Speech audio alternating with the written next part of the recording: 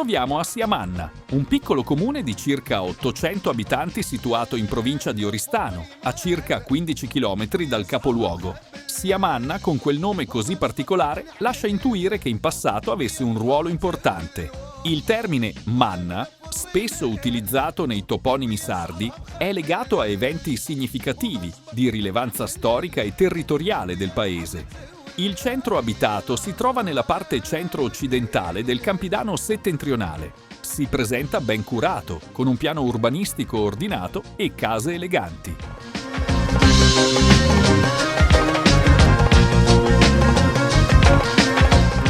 Dall'alto il drone ne evidenzia un paesaggio dolce e armonioso, circondato da colline tondeggianti. La chiesa principale, dedicata a Santa Lucia, si trova nel cuore del paese.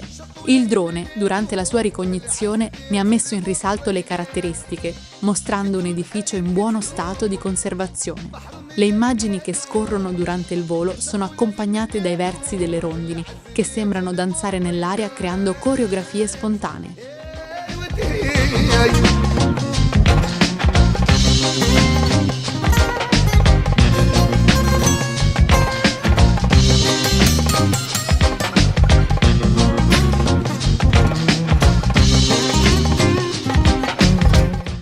La cupola, di un rosso mattone, riflette i raggi del sole creando giochi di luce.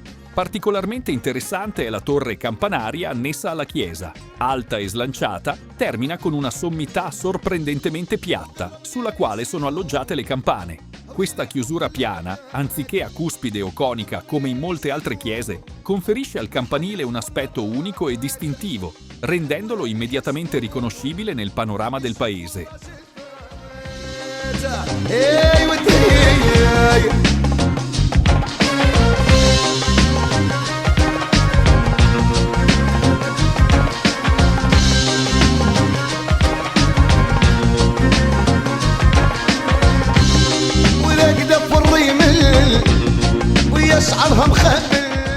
All'uscita di Siamanna, a un paio di chilometri in linea d'aria dal centro abitato, si erge su un altopiano il nuraghe Paba de Soli.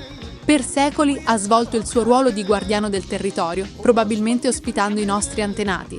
Oggi però porta i segni del tempo. Cespugli e alberi della macchia mediterranea lo avvolgono, soffocandone la bellezza. Anche i nuraghi sembrano avere un'anima, e mentre il drone sorvolava la sua sommità, sembrava quasi che volesse chiedere aiuto, come se desiderasse essere liberato da quella stretta vegetale che lo nasconde e lo opprime.